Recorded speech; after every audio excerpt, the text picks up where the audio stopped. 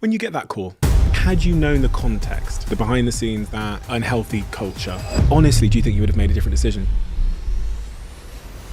I think I can say this. Frank Lampard! Lampard has found the net! Premier League icon, Chelsea legend!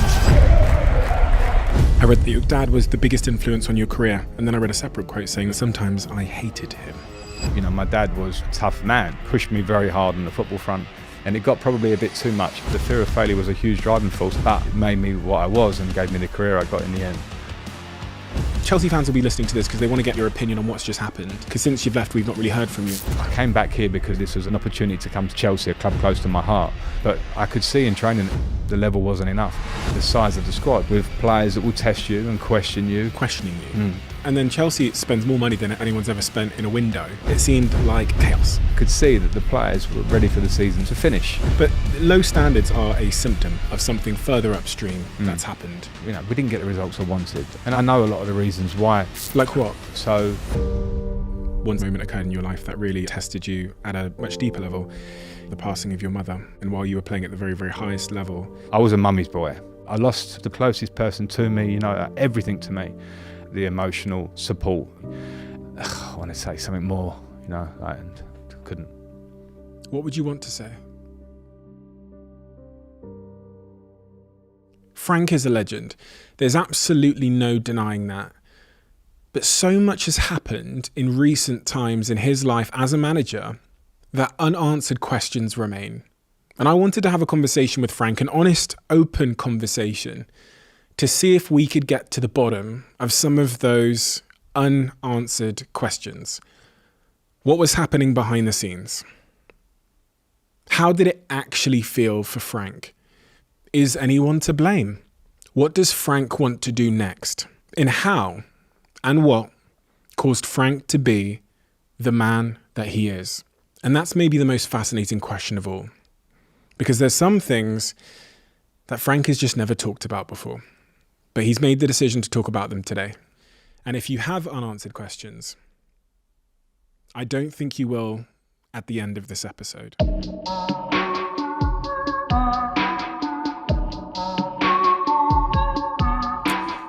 Frank, how are you doing? Really well, thank you. There's always a short and a long answer to that, isn't there? I was waiting for your secondary for that. Yeah. What's the long version of that? No, I'm doing really well. I'm currently on a break, I suppose, from working, which is a pleasure in ways because obviously the work of a manager, I was going to say Premier League manager, but any manager in football is intense. So at the moment I'm on a break. It's sort of holiday time for me a little bit, family time, and probably when I'm out of work, I learned this when I left Chelsea actually. I had a year out after that, and I really learned to try to improve my appreciation of when you're out of work. You're fortunate enough to be able to be out of work, whatever that circumstance is, but try and enjoy your family and be very, very present. So at the minute I'm pretty present at home, which is a good thing, hopefully for my children and wife, and I'm in a pretty good place. I remember my brain would often drift off when I had my time out of work. And I would think about things professionally. So I'd think about things that I could be doing, or you'd think back to the past. When you're having those moments where your kids are running around and you have a moment where your brain drifts off to work, what are the subjects that your brain starts thinking about professionally?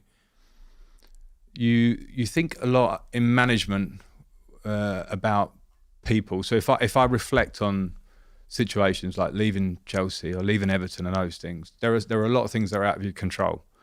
You get to a point where you kind of can get probably 70% of them and lock them away and kind of go, I'm all right with that. You know, results you can't control, but 70% you're okay with. And there's 30% that you kind of niggles at you. That's how I am. And a lot of those things when you become manager are maybe sort of like people things. I think there's sort of tactics and all these things are huge in the modern game. And I'm certainly a coach, I'm not a manager. But when it comes to managing, I don't know, 25, 30 players, managing a building, because you are the figurehead of a building when you're the head coach or manager.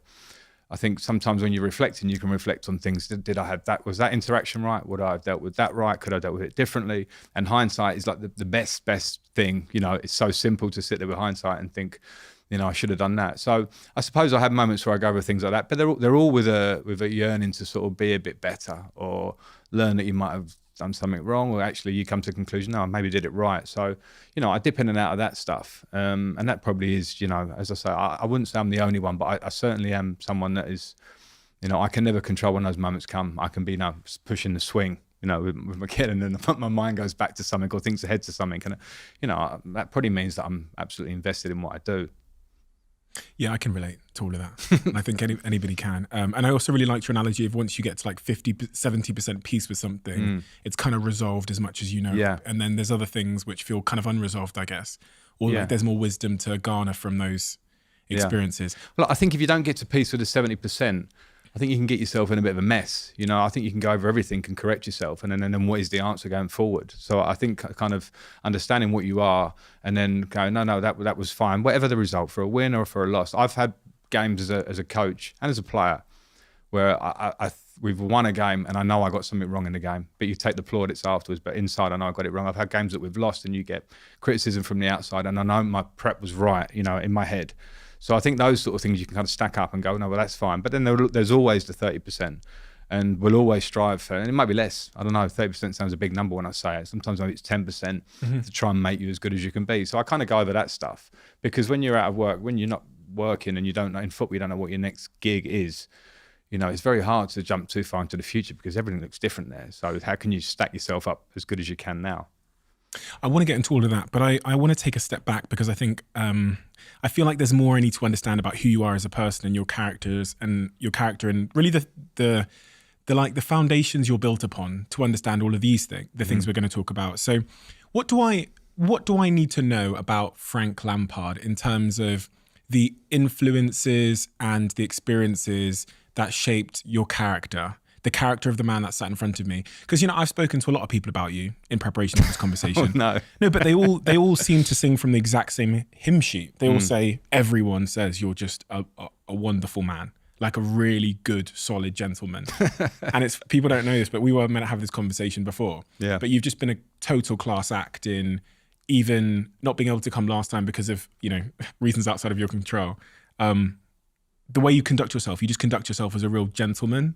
And then in terms of your mentality, when I was reading through your early years, it's clear that there was this real obsession to be better. I mean, Harry Redknapp said that you were the hardest training, hardest working person he's ever worked with when you're a young man. Tell me, why is Frank Lampard the way he is? I grew up in Romford in Essex. So I would call it probably a middle class upbringing, in terms of my dad had been a professional footballer.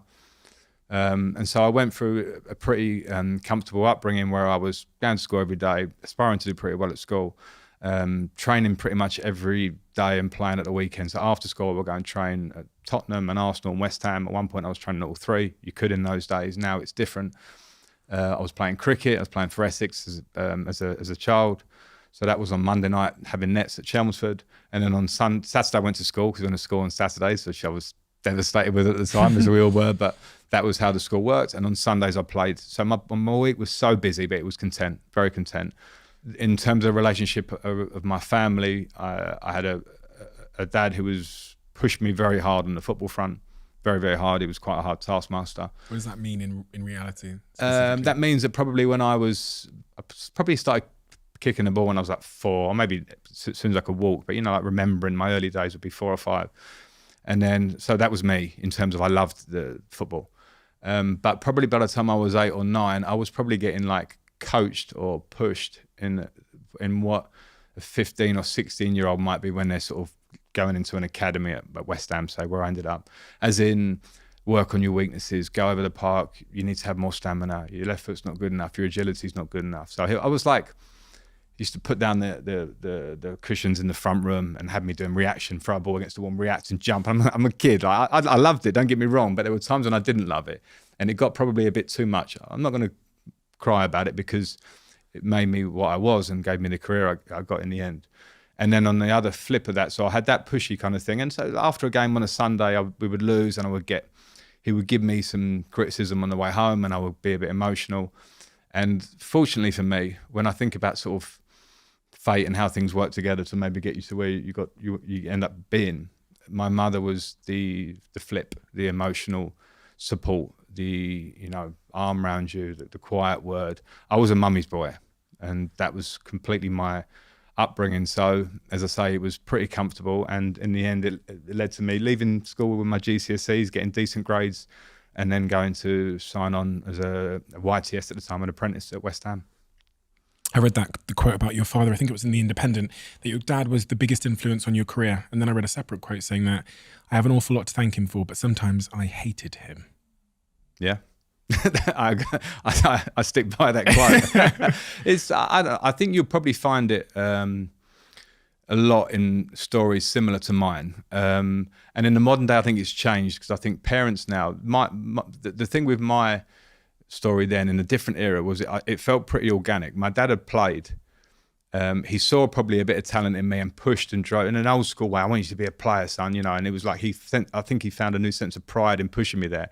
Now I think some parents get excited about the bright lights that may be, and they push their children. And I think that's another story. But I think mine was real. You know, my dad was a tough man, is a tough man, and he pushed me. And I remember being over a park and it was raining and it was crossing balls for me to head. Heading's never been a strength of mine then and now, so it never throughout my career. And I couldn't connect. I was missing them, and he was shouting at me, and I remember sort of stomping off and being emotional about it. And those things stick in my head. And again, they were the building blocks of myself as a person. So, you know, this isn't a sob story. It's just a reality of what I went through. And as I say, I had a lot of other comfort, so other people don't have it as good. And it was, without that, who knows, in a football sense, if I'd have got to where I got. And how does that, what relationship does that make you have with your work and progress and self-improvement at that very young age? Because you signed at West Ham when you were, 14 years oldish? 15 maybe. 14, 15? Yeah, 15. And I mean, as I said, I read that Harry Redknapp quote that you outworked everybody else. Yeah. What is your relationship with your work from that very young age? Well, I'm sort of really interested in this kind of nature versus nurture thing. Mm-hmm.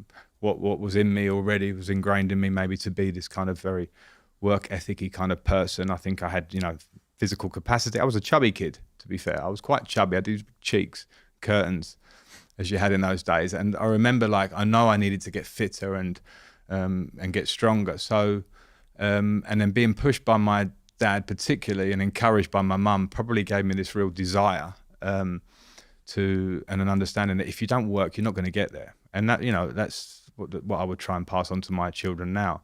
But it really stuck, and it became me. So by the time of being, you know, 16, as I remember it probably being at West Ham, my early years, I'd probably been forced into a bit by my dad, but I took it on board. So, you know, I wanted to get faster, so he put me in running spikes, and I had to run after training, go and run over the back. And I used to hide my spikes, go out the back, so I didn't want the other players to see me because I felt embarrassed. I'd go in on days off. I would practice extra shooting. I would do everything I could to improve.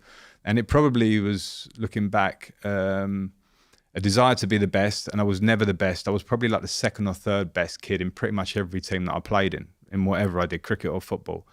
But I had a real desire to, and I also had a fear of failure. And as much as that doesn't sound like a nice driving force, it can be a really strong driving force, I think. Where did that fear of failure come from? I don't know. I think it's in my makeup, maybe. I don't know. It's probably just how I am. I probably have it still these days. I think it can be really positive. It was in my footballing career, and it carried on throughout, probably still in my management career. It can probably be the flip of that in my life, because if I fear of failing something, I won't approach it. And that's me. I don't want that. You know, my wife will always, Christine jokes with me when we go on holiday and you want a paddleboard or something. I'm not going near that, because I know I'm going to fall off a lot. You know, and so she will laugh at me. So I'm like, you paddleboard, I'll lay on the beach, or I'll lay on the lilo or something like that. I actually use the paddleboard as a lilo. That's like, that's the joke. But in a bigger sense in my life, you know, that fear of failure is, and it can probably maybe make me not try things that I should do. But in terms of my footballing career, the fear of failure was a huge driving force. And I don't think it's a bad thing, because I think there's a certain humility to it. And my mum would certainly have been the driver of me as a young person to stay humble, son. Stay humble. Never get too high. Stay there, and you'll be fine in your own head. So I think I had a real understanding of my weaknesses, and I thought, well, if I can work on these constantly, and then I started to see results, really step by step. Sometimes you go back, you go forward a few. But I can certainly say, looking back at my career from start to finish, I didn't leave anything on the table in terms of work ethic and training. You know, and I don't want to sound like an absolute machine. There'll be days when you get older where you come off it a bit, or you start to find life affects you in different ways. But when I look at my peers in football, I certainly had a training ethic that at least stood right at the top. Whether, you know, others can say the same maybe, but I felt that. I mean, that's the Harry Redknapp quote. He says that during his career, he never met anyone that trained as hard as Frank. He would be out there on a winter's day practicing shooting for hours, left foot, right foot, etc., etc. That fear of failure, though, I can see how it becomes a driving force and makes you stay out there on a winter's day, left foot, right foot, and leaving no stone unturned.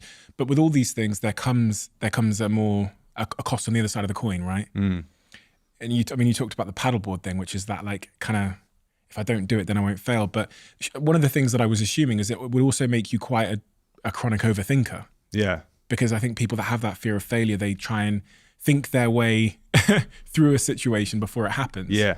Typically. What is the cost of having that fear of failure? Well, the overthinking thing is maybe a cost, and I think that can be a positive too, but I think it can be quite taxing on yourself, you know, for anyone who thinks like that. And, you know, sometimes I've tried to make myself, you know, not an overthinker. However you do that, I don't know, because I've not found a solution to that one, because I think it's when you are that, it's in you. So probably the negative or downsides have been probably a bit taxing on myself, but I think you learn to live with that too, and I think you understand it. I think it's something that I'll never master, and it can probably cause you into overcomplicating situations, like you're saying about, I don't want to get into that, but if you do get into something and you really overthink it and you have to get into something, I now try and step back and simplify it and say, stop overthinking it, simplify it, because for me, anything in life, if you can simplify the basics, you probably get quicker to the solution. So that one's just a struggle that I put up with. But as I say, I think it's just part of my makeup. If I wasn't an overthinker, if I didn't have that sort of obsessive, sort of perfectionist training drive, I wouldn't have got to where I got to, because I was not Lionel Messi, who has got this God-given talent that's there. Like, wherever my talent was on the spectrum, I needed to push it, and I constantly tried to. How do you enjoy the process if you're overthinking? I've really grown to like the stress of what it brings. And that's you might start thinking I'm a strange person, I don't know, but I loved stressful training, you know, to put it on the physical side, for instance. I loved like that feeling of like almost feeling sick on a pre-season run, or, you know, really intense training sessions. I really enjoyed that. Maybe not always in the moment, but, you know, when you get to the end of it and you go, I got through that, and that was so intense and hard. And maybe in life, sometimes I set myself challenges, and maybe I make it more complicated than I should, but I don't mind that stuff. And that's probably when I started off talking about like relax when you're with your children. I think I'm still juggling that one. And I think probably a lot of people are. I don't know. I think, you know, being overthinker is not something unique to me. It's completely everywhere. But I don't know what else to say, and that's what I am. That enjoying the pain, like the pre-season run, if you feel sick, then you feel good about yourself. Yeah. Why? I don't know. I mean, I went to the gym this morning, and I really didn't want to go, and I'd walked the dog, and my time limit's getting shorter. I thought, I'm going to go in. I don't want to go, but I'm going to go in because I know the buzz that I'll get off afterwards, and that's kind of my drug, and it always has been. And, you know, it probably starts from all those early days of, you know, you must work hard, you must push yourself, you must be as fit as you can be, and it probably just stuck, and it's probably a bit of a lifer for me. But I do, thankfully, I enjoy the stress of hard work and physical hard work less now I've finished. You know, now it's more to not get too unhealthy and unfit. Whereas when I was training and playing, even when I finished playing for a couple of years, if I went for a 5K, I need to beat my 5K PB. I have to try and beat it. Now, when I do a 5K, I'm just going to complete it, do you know, and I'm completing it in like 20 or 30 seconds less. So I've dropped that one slightly, and maybe I transfer it into other parts of my life, I guess. Quick one before we get back to this episode. Just give me 30 seconds of your time. 2 things I wanted to say. The first thing is a huge thank you for listening and tuning into the show week after week. It means the world to all of us, and this really is a dream that we absolutely never had and couldn't have imagined getting to this place. But secondly, it's a dream where we feel like we're only just getting started. And if you enjoy what we do here, please join the 24% of people who watch this channel regularly and have hit that subscribe button. It means more than I can say. And if you hit that subscribe button, here's a promise I'm going to make to you. I'm going to do everything in my power to make this show as good as I can now and into the future. We're going to deliver the guests that you want me to speak to, and we're going to continue to keep doing all of the things you love about this show. Thank you. Thank you so much. Back to the episode. When you finished your footballing career, you know, there's many options you had. Punditry. I mean, I'm just talking about the typical paths that footballers, sometimes they just go into business. Yeah. A few of them go into coaching and stay in football, but you made the decision to stay in football. Why? And was there anything else that was tempting you? Well, I did punditry for a year. So I spent a year working mainly on BT and doing some different things. BBC, I did a few bits and I really enjoyed it. It was great. I was working a lot with Rio Ferdinand, Stephen Gerrard, Jake Humphries, who had on recently, and just really good people. And it was like a step in the game and a step. I've retired so I can do other stuff. That, you know, the life of a pundit is, you know, much easier than a manager. We all know that. So I kind of put my eggs in both baskets at that point. I did that and I did my coaching badges. And I wanted to kind of see how I felt a little bit. And I didn't want to be a manager in my 20s. When I got to my 30s, I was like, that's interesting. People, managers, what are they dealing with? I just thought about myself in my 20s more. And then when I finished, I did my coaching badges. I started to quite like it. And then I got an offer out of the blue to go and manage Derby County. The owner, Mel Morris, kind of went out on a bit of a limb. He was speaking to Harry Redknapp, who's my uncle. Harry said, speak to Frank. We sat for 2 hours in Chelsea in a hotel and he offered me the job. And it was like, Christian has a saying and it's like, jump and the net will appear. And we sat in my front room and I was like, you know, I'm doing my coaching badges, but this is a proper job. I go to Derby, they've got some problems and it's going to be a difficult job or whatever, as all jobs are. And I jumped. Why? That inner probably drive that I have, that inner desire, it wasn't something that I am an overthinker. So that probably made that process of those couple of days where I had to make a decision really intense. But at the same time, I like a challenge. I love a challenge. And as much as I enjoy punditry, it was, you know, it's challenging. You want to do it well. You want to do it like, you know, the top boys do it. You have to put everything into it and do it really well. But I wanted more. I wanted to get on the grass. I wanted to work with players. I wanted to try and improve players. I wanted to see if I could do it. It's probably more, if I'm honest, probably can I do it? And can I, you know, do something? And I was probably naive at the time because the minute I walked into Derby, I was like, wow, this is different. You know, I've got to hold them. I am now holding the meeting rather than one of the 25 players sitting listening. And as much as you can think, oh, yeah, I'll do that. The minute you walk in and you see those 25 faces and then you walk to say hello to Jeanette, who's your secretary, and this one, and the player liaison. I'm like, oh shit, have I got to manage all this as well? And you do. You have to sort of, you know, the building is yours to kind of set the tone. So that first year, some of it was good. You know what? I think sometimes in management, a great manager said to me this.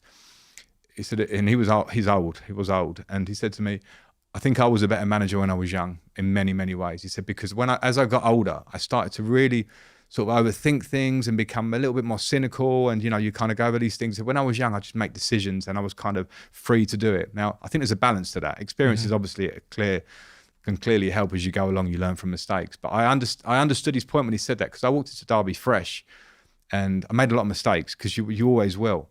But I also had a freshness and a bounce and a feeling inside me that was kind of like, I want to take this on. And even though those moments of fear, you know, that kind of, when you feel like a bit of imposter syndrome, should I be doing this? And you got to hide it. Like I remember having the whistle for the first day in the training pitch going, I'm going to blow this at the end of training. And I've been used to hearing about coach. This sounds so stupid. I've been used to hearing coaches go, shh, end of the session, stop. I was a bit like, what kind of whistle am I? I didn't want to do like a little, you know, and I remember going, you know, like, so let alone like I've got to pick a team and set the tactics and set the tone. I was about all those little things. And I think if they're honest, I think, you know, people in business, yourself, have all had those, the most simple things where you're sitting there going, wow, that little basic thing that I didn't consider is now in my head. Yeah. So I had a lot of those. And it was, you know, we got to the playoff final, we got to Wembley, we lost a final against Aston Villa to get to the Premier League. And I was so disappointed for the club at Derby, and the owner had given me, you know, put everything into me. And we'd had a really good year and got there and we lost it. But in terms of that first year of management, yeah, my drive took me into it, and it was just a huge learning curve, and it was a really enjoyable year. Imposter syndrome, that's somewhat linked to, I guess, your fear of failure. Have you, how does, we talk a lot about imposter syndrome on this podcast because it's a double-sided thing. On one hand, you have that feeling of, which I can recall when I became a Dragon on Dragon's Den and I'm sat next to Peter Jones and Deborah Meaden. Peter Jones has been there for 21 seasons since the beginning. Deborah Meaden's been there for 17, and I feel like I've just walked into the TV. Like your little whistle thing was me like, how do I say I'm out? Like, on exactly, pitch, you know? exactly, yeah. But being at peace with that, like how have you dealt with that in your career? Because you went from being a pundit to managing a club that was trying to get promotion to then Chelsea. These are huge leaps forward. Yeah. Huge leaps forward. I think I probably managed to get coping mechanisms along the way that have put that to the side. And in simple sense, I've become much more confident in myself. Away from work actually, at home, much more content in myself. Again, that probably comes back to being really settled in a relationship. I'm 45 now, just turned. But in the workplace as well, I've that first year I remember feeling it a lot. And when I moved to Chelsea, like it should be a huge move. It's a huge jump to the Champions League club. Even though I knew the club very well, it was a huge jump to deal with players of a different stature, etc. But I found that imposter syndrome thing much less. And I had coping mechanisms where I could kind of just go, okay, you're nervous taking this meeting because you're a bit out of your comfort zone. You've got to be critical of a player. So you're going to go in on someone. You're going to show a video of the game the other day. And it's like, that's not a comfortable thing to do always. And I just probably have found mechanisms to be able to go, right, you almost go into the character. And I don't want to sound like an actor too much, but you go, no, I'm just going to go into it. And the more I think you do that, the better you can be at coping with that thing. And then you just kind of also have to get a realization that, you know, you can feel a bit like that. You can feel a little bit like, oh, I'm out of my comfort zone. You can make mistakes. I think showing that you can make a mistake in front of a group of players is not the worst thing. You know, they're there to, like, the players will get it. You make the smallest mistake, one of those 25 at least is going to go, what about when he said that, you know? But I think you've got to come to peace with that, and you can even joke about it after the event because you'll keep making them. So I'll probably come to terms with being able to deal with that side of it, I think. I was thinking then as you're speaking actually about my experience being a Dragon, and when one of the things I've always wondered about players when they go from being a player to a manager, and especially when they've been managed under a legend of a manager. So like I was thinking about Ole Gunnar Solskjaer and Sir Alex Ferguson. Yeah. How hard is it to like be yourself versus be the successful manager that you saw win? Like, because even when I became a Dragon, I think for the first 2 years for sure, I was trying to be a Dragon, not being Steve. Yeah. And that's a journey. But do you understand the question I'm asking? I completely get it. I get asked it a lot, and I'm not in exactly the way you get asked, but I get asked it by football journalists who say, so what did you take out of all your managers you play and all this stuff? And you know, just to jump to one would be Jose Mourinho. It's a good one to jump to because he had a huge effect on my career, as many did, but he came and probably elevated me in my playing career to a different level. And what I learned from Jose, and as I then went on to managers after that, was that the thing that impressed me about Jose, there was a real authentic nature to him. Like when he was self-confident, overconfident, kind of brash Jose, that's him. You know, that was him. And, you know, maybe he's playing up a bit now and again, but I saw him behind the scenes. And then when I've worked with other managers that maybe were probably striving to be something like that, and I think after Jose, there were a generation of managers that were a bit like, okay, I'm going to wear the scarf and I'm going to tie it and wear, you know, or act a bit kind of, you know, say those things he used to say, or does say. And I didn't buy it as such. And even from outside, when you're watching managers, you know, you have that impression. So I think probably you go, okay, can I take things from all these managers? For my journalist question, yeah, I did from some and not from others, blah, blah, blah. But when you come to it, you have to be yourself because you'll get found out. And you're probably right. In my early days, I also did that. I did my first meeting at Derby again was like, right, I'm an ex-player. So anyone who wants to knock on my door, come and see me and I'll tell you the truth and we'll have it out, or I'll give you the answer that you want. And I remember like the first 3 weeks, they kept knocking on the door. I was like, I had to do another meeting and say, lads, if you're gonna knock on my door, come to me with like facts of why you should play. You know, how's your training? You know, come with something. I don't want you just like, I didn't play on Saturday, like Monday morning, there's like 5 on the door like, knocking. And you know, open policy in a door is good, but at the same time, it was like, those were like learning curves for me. Like I probably said that phrase because I thought I needed to say it. Right, yeah. You know what I mean? Because as a player, it's a really cool thing to play. I want the manager to be able to speak to me all the time. And when I said it, I was like saying what I thought I should say. And then, you know, you learn a little lesson. You know, my door hopefully is still open now, but at the same time, I was probably playing the part of a manager. And then you kind of go, no, what's real to me here? You know, like, well, do I have to say that? Is there another way of saying it or whatever?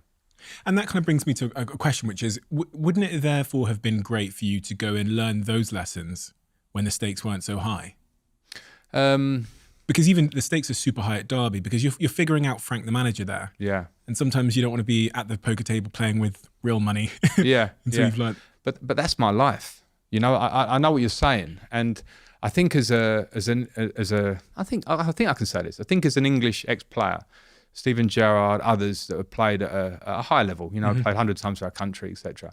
I think the culture in this country is to sort of say, right, now you're a manager, go and earn your stripes there, because being a player of that level doesn't mean you're going to be a manager. So I think that could have been a route where you can kind of get a lot of play. Fair play, he went down to, you know, Division 2 and he's showing what he's doing, and there's a process. The reality is that path wasn't for me. You know, when Mel Morris asked me to take the Derby job, it was a question. Yeah, challenge. Yes, please, I'll take the challenge. You know, when I had 1 year there and Chelsea came to me, it was a difficult time. I had a transfer ban.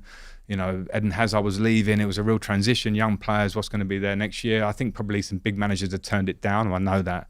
So it was like, yeah, you know what? Challenge, I'll take it. So, you know, I don't want to try and recreate the past or think, why didn't I do that? Because, you know, I've managed in 4 years of management. I've had some experience.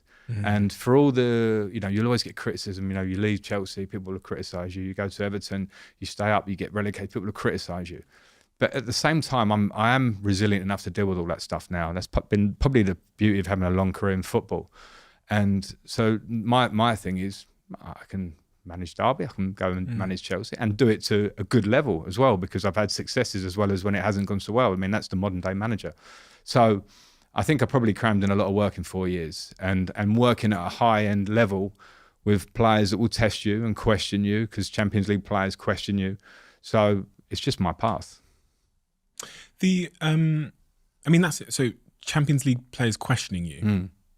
You don't ever assume that happens. I mean, I don't know a ton about what goes on in the room, but yeah, no, I think when I say that, I think in the modern day player particularly, I think in previous eras it probably would have been more vocal, and you know, but now the modern day player have a good understanding of the game. A lot of them have been coached in academies very, very well to a high level.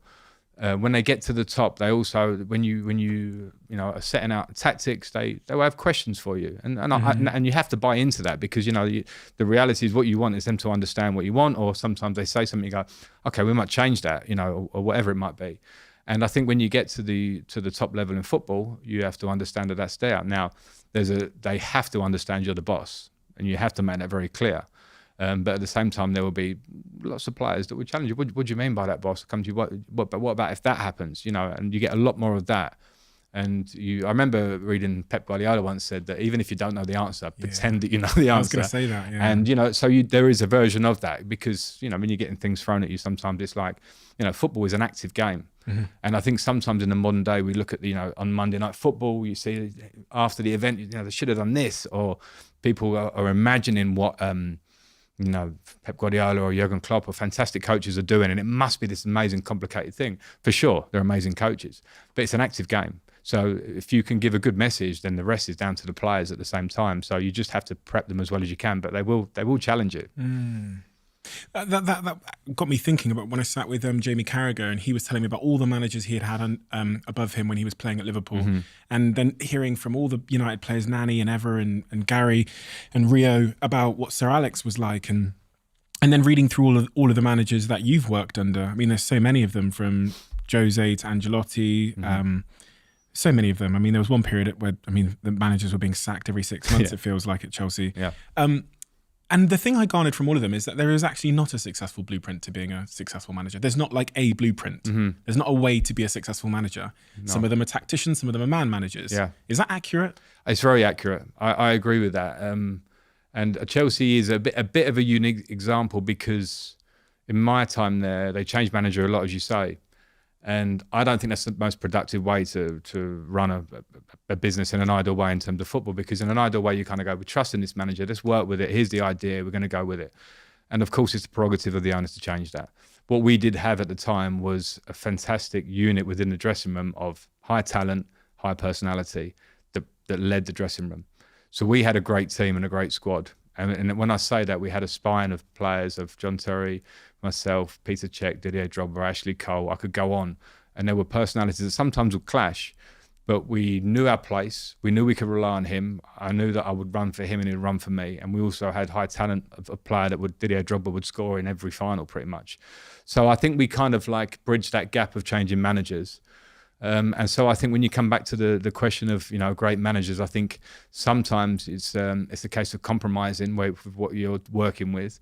You have to get the people skills right. And that's the first thing I learned as a manager. The difference from playing is that you have to deal with people. You've got to try and inspire every player within that group and inspire the collective. So every player will have a different motivation. It might be money for one. It might be, I want to be the best striker in the world. It might be, I want to be in front of him because I don't like him. Whatever that is, you try and tap into. And I think the greatest of managers, my opinion, and I played under, as you say, a lot, and I'm trying to be one, is that they give you something that you believe in, that you can strive for, and you all buy into. And sometimes it's a messy process. You watch Man City lift that treble just now, and you lifted the Champions League. There will be so many things that we don't know behind the scenes. This player's unhappy. Pep had to do this. All these things that come together and give you that amazing moment. And I had that as Chelsea as a player. And so for you to say, go on, tell me what a great manager is, and me to go, here's an answer for you in 1 minute, it's like impossible to say. Man management, that's what all the United players said about Sir Alex. It's the only thing that they all completely agree on. They would say he was the best man manager and an inconsistent leader, which is an interesting concept. And what I mean by inconsistent leader is he would treat Gary in a different way to Nani, to Evra. And they all told me these stories, and Rio as well told me about when Sir Alex brought that bottle of whiskey to his ill grandfather's bedside. And Rio doesn't know how he knew the favourite brand of whiskey and how he knew his granddad was ill. Gary told me he used to tap him on the shoulder and say, think about your grandfather's shrapnel, which is still in his shoulder when you go out there today. That kind of bespoke, tailored approach to leadership, which seems to be Sir Alex Ferguson's highest accolade. Sure. And I think that runs into the modern day, that we get very caught up in tactics, and rightly so. The game's moved on from those days tactically, but those people, and you'll know yourself, inspiring people, and as you say, to be bespoke and kind of individualize it and look within the group and have moments. Because, if you ask me about my career, you go like, Frank, what do you remember out of those 20 years? Like, do you remember the meeting where Jose, played you a bit higher up? I wouldn't. You said, do you remember the time that Jose said those words to you that inspired you? And it could be like one sentence. I go, yeah, I remember that. Do you know what I mean? Like things that stick with me that I remember that made me go, I'm gonna run for this man. He's gonna make me better. And I had that. And I think so. What you just said there about Sir Alex Ferguson, I think the great managers have. You look at, and they have it in different styles. Pep Guardiola, Jurgen Klopp, everyone will have a different style of that, and that's a huge part to their success, I think. What do you like as a manager? If you had to do like a self-assessment, I think you got to ask somebody else that. I don't know. I know. I try and be close to the players, as I say, my open door thing. But at the same time, I think I try and find a balance. I think the important thing for me was when I became a manager was to not expect any player to see it how I saw it, or train how I trained, or whatever, for good or for bad. And you have to, that's, I think, a bit of a skill which, Sir Alex probably had perfectly. So I try and be as close to the players. I try and learn all the time. I'm a coach. I want to coach on the pitch. I think my biggest pleasure is coaching and improving players, and particularly young players. And I've had the fortune to work with some really good young players. At Derby, I had Mason Mount, Harry Wilson, Fikayo Tomori, and then at Chelsea, obviously Tammy Abraham, extra ones, and Everton, Anthony Gordon, etc. So I think they are the real sponges that are a real pleasure to work with. And I love that part of it, being able to speak to them. And you do find, and it's a reality, and I remember being an older player, you're a bit more cynical. When you're a younger player, you're like, they're like a blank canvas. And you can, push them and try and push them and that. So I'm probably quite intense with the younger players. I try and be, as I say, inclusive in that, and I'm always trying to learn. And trying to be me. It's a hard answer, that one. I think you'd have to ask, maybe a member of staff or a player. I'd pick the right player, because you probably get different answers. Because when you work with, I worked at Chelsea recently with 30 players. You pick 11 for a game and like 8 subs, and the subs, 8 outfield subs. The subs don't really like you because they're not starting, let alone the other 10. So it's a really hard balance for the modern squad to get there. But you have to try and make it inclusive, because if you're going to get anywhere, you've got to go all together. And that was one of the problems probably in Chelsea this season. 30 players it's not possible to manage that. On the other, this is even a more difficult question. What are you trying to work on then? What are the areas of, as a leader, as a manager, you're trying to work on? Because I can think for myself, I can think of a number of areas where I go, do you know what? That is still somewhere where I have a recurring reflect in hindsight, I go, fuck, I need to get better here. What is that for you? Quite a few things, I would say, because the overthinker thing comes in again, and I'm a bit of a perfectionist, so I always want to try and improve my tactical and the personal touch and those things. But I think when I came away from Chelsea, I realised that I needed to delegate time better. That was something I was certainly not great at. You have your staff for a reason. They're there to support you, and at times they'll be better than you at certain things. So give them it, and give them that. You obviously oversee that thing. And I probably spent a lot of time trying to be across everything, whereas really I probably could have come back from that and saved my own energy. So I think I certainly try and improve that side. I did between Chelsea and Everton for sure, to try and save that. I can be pretty overreactive sometimes if I see things I don't like in terms of, and when I say that, it's always effort or standards. And I think that's one of the things I'm biggest on, is that, if you are going to make a mistake in a game, I've got no problem with that. If you are going to not run for your teammate, if you're not going to train through the week with an idea that when I train on Monday, that's got a direct relation to what Saturday is going to look like. If that feeling isn't there, then I probably can either get upset with a player or maybe kind of distance the player. And I think when you're working with a group, you have to be careful of that one, because not every player has your mentality. So you have to either try and bring them up to the party, or if not, then they're going to have to not be there if you're going to have success, as far as I see it. And that sounds really harsh, but it's one of those things where you go, if you can work in a team and you're going to take it to exactly where you want it to be, out of that squad of 25, if you've got that kind of, I remember managers would say this, you have, like there's your 6 or 7, you're going to get every day. They're going to train, they're going to come in, they're going to be so active every day. You're going to have the middle group who are somewhere in the middle, and you're going to have the ones that maybe, I'm just coming to training, or, I'm a bit sore today, and that sounds simplistic to say, but you have to try and work, if you want to work in a forward direction, and go, okay, those 6 are with me, right? You try and garner them. Those are the ones that can kind of pass the message. Those ones in the middle, okay, can we keep pushing and working between me and the staff to try and improve them? And then the ones that are there, come on, can we help them? Can they come with us? If not, you have to speak to the club, and that's where a club has to be aligned to go, okay, well, you want to go in that direction and we're with you, okay, we'll work that out. And that becomes a recruitment or players leaving the club. I mean, that's a reality of how it has to be. And that's the reality of business as well. I've just finished writing this book, and it talks about these 3 lines, and basically says if everybody think about a person in your team, and if everybody in the team represented their cultural values, right, which is what you're talking about with your 6 disciples there. If everybody represented the cultural values, would the overall bar be raised or lowered? And you'll have some people who would imagine if everyone was like them, like a Frank Lampard or a John Terry, how high that the cultural values would be raised. And then you have other people where if everyone was like them, you'd be relegated. Yeah. And what to do with those 3 cohorts of bar raisers, maintainers, and bar lowerers. And that's kind of what I... Right. That's a good way of putting it. I mean, I think the bar raisers can take some time to raise the bar, but the bar lowerers can get you very quickly. Yeah. That's kind of my experience, because that toxicity Contagious. or whatever it is, like this, why are we doing this training? Why do we have to do it? Or whatever, that kind of negativity which can slip in, can be really contagious. And then in a winning sport, and as much as we're talking here about great managers, winning is everything, and that's obviously relative to if you're a Man City or an Everton. Like Everton will win kind of 35-40% of games at best at the moment, and that. So that there are going to be 65 or so % of weeks where it's not that great. The bar lowerers can go and they lower it quickly.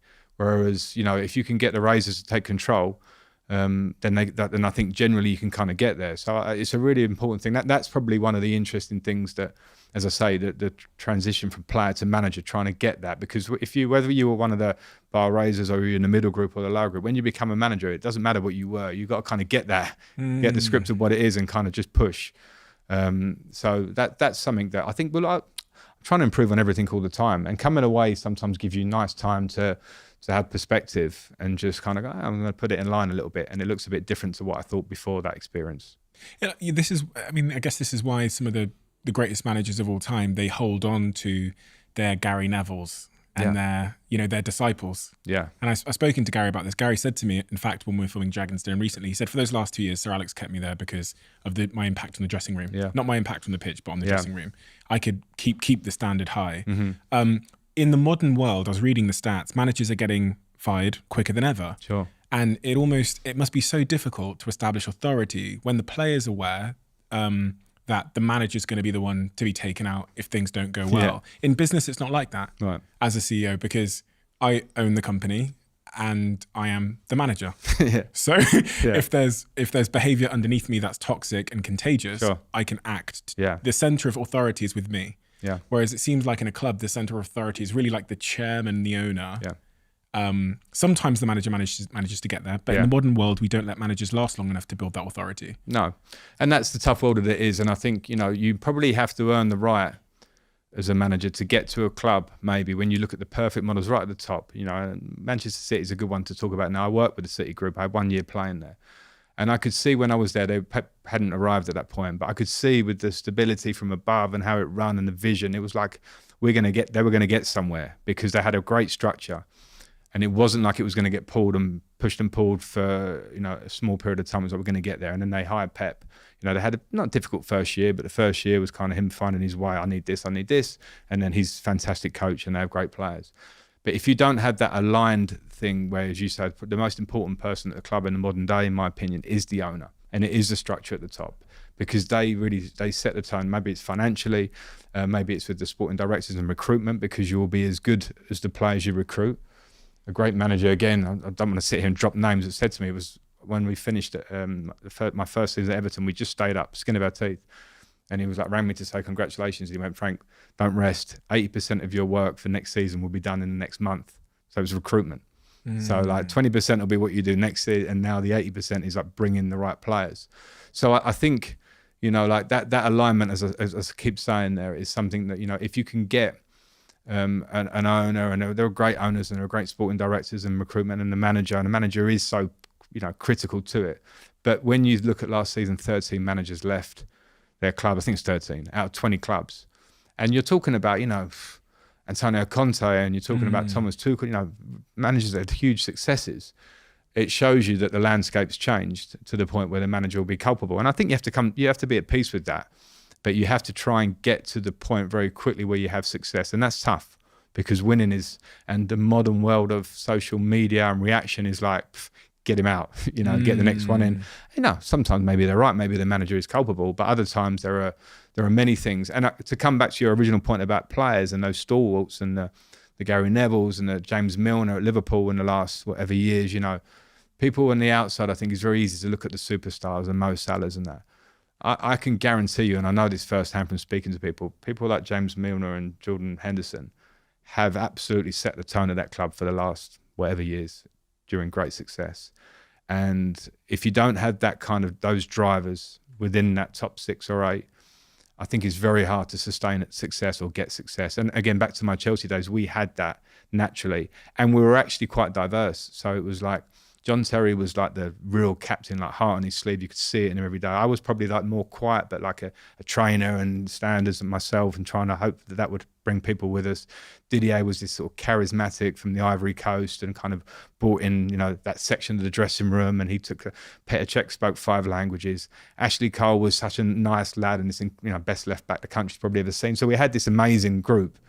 And like, if others aren't going to follow that, then very quickly it was like, you're not going to make it, regardless of the manager change. It's like you won't survive the dressing room, and that's kind of how it was. It reminded me of a quote that I've said on this podcast before, which is, when the culture's strong, the new people become the culture, and when the culture's weak, the culture becomes the new people. Right.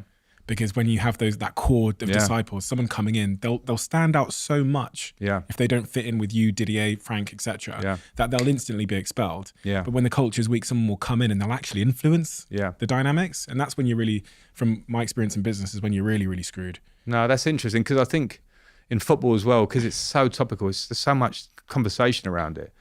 That, you know, I managed Chelsea for 7 weeks, I think I did. And I spoke a lot about standards, and I was a bit, am I saying standards too much? I saw you say it in every post-match. Yeah, I know. And it wasn't like, I'm not trying to be clever and go, this is my line now, standards. But it was like, it was very evident to me when I walked in, because, you know, having worked at Chelsea as a coach before and as a player, I do know the standards. I do know that. And this is not a direct criticism of the players either, because when I look at the players' situations where they were, and I understood how it had been a long year, I walked in with 10 games to go. They'd been there for the whole season, and a lot of players were not playing. They were probably going to leave, which we're seeing now. Whether they were going to leave, or the club wanted them to leave, or they hadn't been playing with the previous managers. And I could see in training that the level wasn't enough. It wasn't enough to go and get a result at, whoever you might want to say, at Brentford at home or let alone Real Madrid. It wasn't enough. And I can say this now because I said this to the players. And again, it's not an individual criticism of the players, because I also, when you're trying to say you want to be a manager, you have to have a personal understanding of like human nature. If I'm a player that's not been playing for the last 7 months and I think I'm leaving in 4 weeks' time, I'm probably going to struggle to motivate that player. I haven't got a magic wand to motivate that player. So I think it was that probably my biggest learning out of Chelsea was when you talk about standards and culture. I think people go, well, he talks about his standards, what he talks about his culture. And maybe I had to catch myself on and not say it every interview. But at the same time, it was, if you don't have a building block of standards, then that winning culture that everyone goes, what's winning culture? You go, well, I'll try and explain it to you, but it has to start with a basic standard. And which for me is always like train to a level where you're going to push your teammate, he's going to push you, and then we're going to be as competitive as it can be. We don't have to win. Not every team can win. This Manchester City pretty much win the league every year at the minute. So what's success for everybody else? For Brighton, it's coming 6th or whatever. For Newcastle, it's like, wow, Champions League. That's huge success. So everyone has a version, but my guess is those teams that have outperformed, they've got something there which is a basic standard that they just build on. And, to be fair to Chelsea, they're in a position now where that needs to be worked on again. It's a transitional time. That brings me to the quote you said after your Newcastle game, which was, the standards collectively have dropped. I can be honest now, because it's your last game. I might not see them for some time anymore. But low standards are a symptom of something further upstream that's happened. And we saw this at Manchester United. I'm a big Man United fan. I've seen a decade, 5 years of just like chaos where we've got these amazing players, but 1 + 1 = 1.5. We call it diseconomies of scale. Yeah. In great culture, 1 + 1 = 3. Where you can make great average players together play amazing, the football of their lives. The furthest upstream thing, where did the standards start to slip? What is the thing that happens in a club like Chelsea, in your experience, when you went back there, that had caused that dropping of standards, which we now saw on the pitch with your sort of 10 games there? Well, I think when I was tongue-in-cheek, by the way, when I said I'm not going to see them again, because it was a bit like, as I say, I wouldn't say I hadn't said it to them, and I've said it a few times. But the position of it was that, and I think the biggest thing about the standards thing was the size of the squad. It was the motivation of players that you're going to not play, or you're out of the Champions League squad, or these things like, it's like asking, one of you, I don't know, you maybe love doing this. This is like one of your great moments. I want to sit and you want to speak to all these fantastic people that you speak to. Go, thanks for your prep, Steve. And now Peter Jones is going to do it. You know what I mean? You'd be like, cheers. Do you know what I mean? Like, how long are you going to go with that? Yeah. So, and I think in football, that's a challenge with 20 or so players, which is the modern squad. But with Chelsea, it's got very big to the point where this is how I felt, where I can say, I'm not criticising that player for a drop in standards. I want to try and get something out of him, because I had a short period. I want to try and get something out of him, so I would try. But then when you actually look at it, you kind of go, yeah, but he's had this for a long time where he's not playing. So he's not now being competitive with that player who is playing. So that player's pretty comfortable too, because he's not pushing him. Yeah. So you kind of get this thing where you're like, we probably took it for granted in some of my better days at Chelsea when we were successful, of like this kind of thing that works. It wasn't even a thing you said. You didn't have to sort of have a meeting every day and go, one of those standards culture, nice pie chart, and that's what that is. It was almost like, this is what we do. And at the minute, sometimes for whatever reason, there's a transition of maybe new ownership. Not everything was perfect before the new ownership. I was there before the new ownership as well. Like, to find consistency, as Chelsea would really want, of winning Premier League titles and challenging, has been a good few years now. So I think that getting the squad right, being able, probably a fresh voice as a manager coming in now, who's obviously a fantastic manager with a great record, to come in and go, no, this is the way. And now the squad looks compact. You're going to compete with each other and try and create a great environment. Everyone needs a great environment to have success. You cannot have a success without team spirit and togetherness. So when I got there, I could just see that the spirit and the togetherness was not there. And it was nothing bad. It was not bad to go through the week. I could just see, like, you have to train elite to be elite. You have to. And that's not, the modern day players play every few days sometimes. When I say that, it's not like, show me how many sprints you can do every day. It's like, okay, if we're doing prep tomorrow, give me that intensity of thought about what this is for you, and let me see it in your face.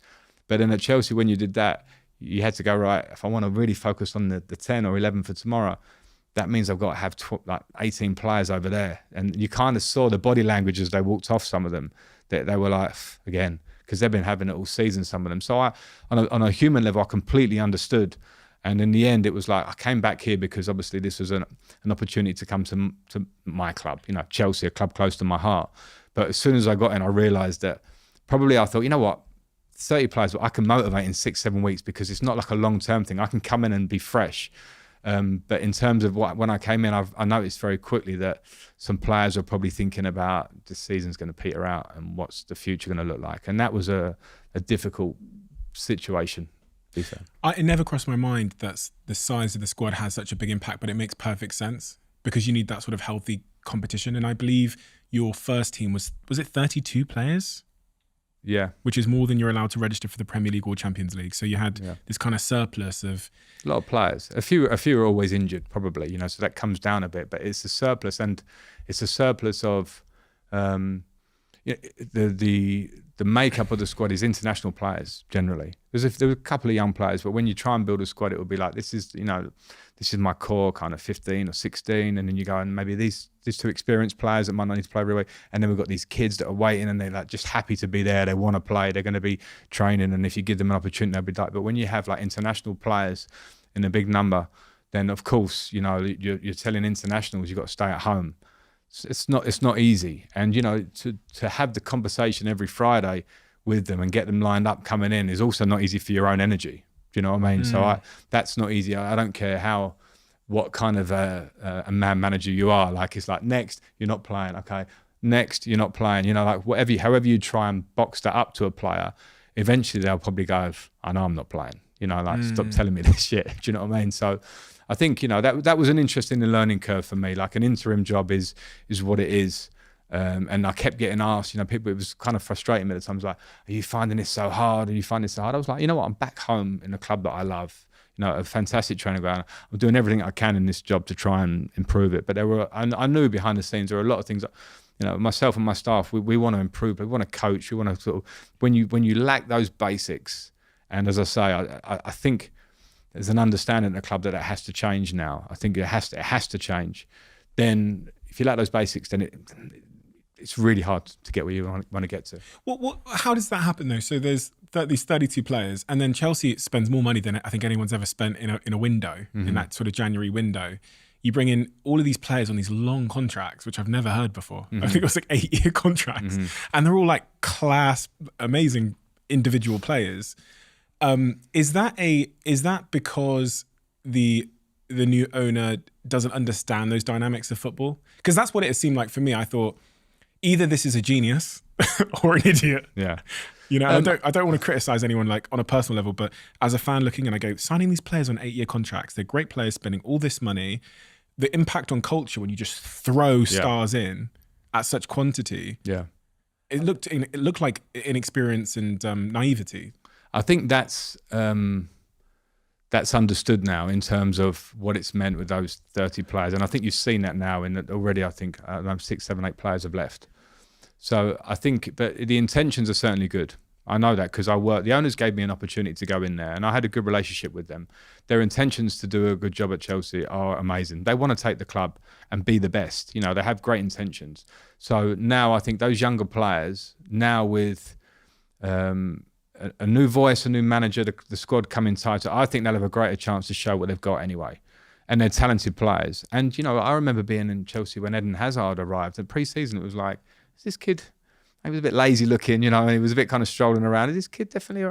And then that first season, it was like, oh no, he's really good. And then on the second and third season, like, no, this kid's one of the best players the Premier League's seen, or whatever. Thierry Henry, Didier Drogba, like, you can go through all these players who are like absolute legends. Now, if you're asking, those 5, 6, 7 players to come in and hit the ground running in a difficult moment for the club, it's understandable. So I think as a Chelsea fan, you look at it and kind of go, right, okay, that is positive. There's talent there. Okay, it needs to be worked with. Now I'm sure that you can see the squad's getting trimmed.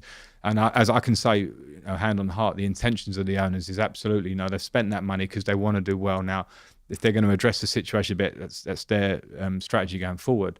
But I do think, you'll see players like Enzo Fernandez, Mudryk, and these players, Madueke, young players, they're going to develop and they're going to be big players for the club. You have to get the structure right and the strategy right going forward. My thing is that adding 6 or 7 of these players all at once, pretty much halfway through the season, in a squad that's already struggling to figure out who it is under Graham Potter.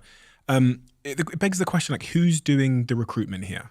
Because at other clubs, it's a much more it seems like a much more strategic and intentional and football-driven approach to recruitment. Whereas from what I saw at Chelsea, and I have actually spoken to some people at Chelsea who are involved in recruitment, it seemed like chaos.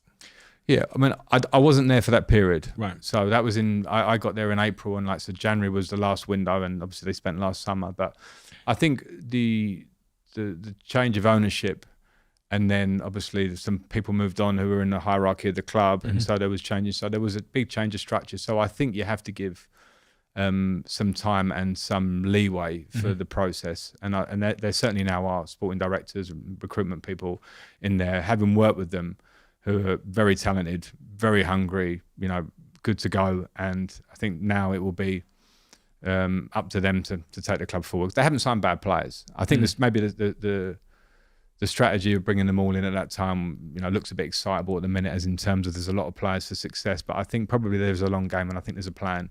And I think probably most huge clubs like Chelsea have had a version of what this period is. Manchester United, you mentioned there, Arsenal for quite a long time, Liverpool for periods, So I think we have to give definitely. I think to overjudge now, when I think they have signed some good players, would be to be overcritical. I think at the moment, I think the proof will be now how these players develop once now it feels a bit more settled going forward.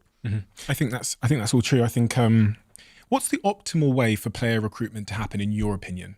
Because you often hear about these stories of where an owner will take charge of a club and then they'll just decide who they want, which is probably what I'd be like if I was an owner. I think I would, I'd like Football Manager. I think I just buy who I want to buy, who I think looks good. Manchester United suffered with that. It felt like our decisions were commercial decisions as opposed to footballing decisions. Then when Erik ten Hag's come in, it feels a bit more like it's football decisions. What, in your opinion? And then I did speak to some people at Chelsea, because I was invited to sit with Richard Arnold and a couple of the Manchester United executives, and when we played Chelsea at Old Trafford, I was in the director's box. Okay. So I sat with the new sporting director at Chelsea. Yeah. And he said there's now 2 sporting directors, I believe. Yeah. So it was interesting to talk to them. But what is about the optimal way for recruitment to happen in your opinion? Well, I think you have to understand what you want the philosophy and the identity of the club to be. So, for instance, I think Manchester City are quite firm in the idea when the Pep Guardiola's come in, and the sporting directors have worked at Barcelona previously with him, that this is how we want to play. This is a manager that's going to deliver that style. So here's how we recruit for that style. Chelsea's always been a bit different for me. The beautiful game, the tick-attack, as you call it, Man City, has not been Chelsea style. It's been more of a winning machine in a different kind of way. In my day, it was more of a powerful team. That was probably, we were good on the eye, but we were not that kind of, pass. We were like powerful and effective. So I think you have to understand what you want to be. And once you get to that point, the first thing is to recruit a coach that, works within that. And, that's the kind of coach you want, because this is what you want to be. Those conversations are an interview process. And then once you get to that point, I think the recruitment has to be joined up, depending on how active the owner wants to be. And I respect and appreciate active owners. It's their clubs, their prerogative.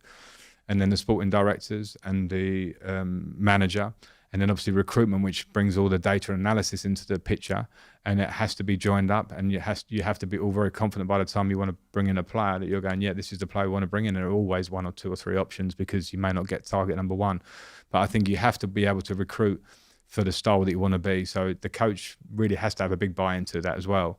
But you, as a coach in the modern day, you understand the process. I appreciate being aligned and having other people, not just responsible for who you're bringing in, but also like giving me something that I don't know. I'm not there siphon through the data. They have to show you that data, and here's the reasons why, the videos, people that have watched them, and also the personality of the player. Because not to say you're going to sign, 10 James Milners because their character's amazing and their professionalism, but you need to know that they're going to come in and the dressing room they're going to be good for the dressing room, and they're going to help in terms of how you drive forward in terms of their personality.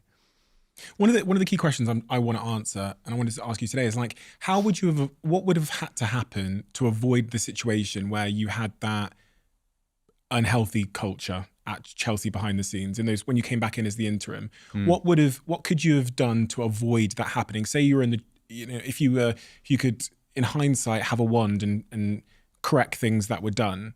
I get the first point, which was about smaller squad size. What else? What else avoids that? Me scenario? from my first day in there. You're a genie, and you can, knowing what you know about what you inherited there. What would have had to be done previously to avoid you inheriting that? Smaller squad is the first thing that I got.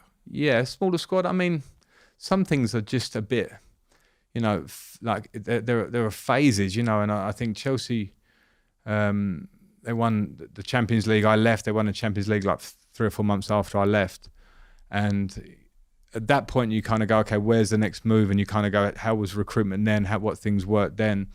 And maybe some players left during that period. Maybe in terms of recruitment, you wanted to bring in maybe some people would be like the future in terms of when I was at Chelsea before, I wanted to bring in Declan Rice. I was like, this kid's going to be the captain of Chelsea for the next 10 years. It didn't happen, but anyway.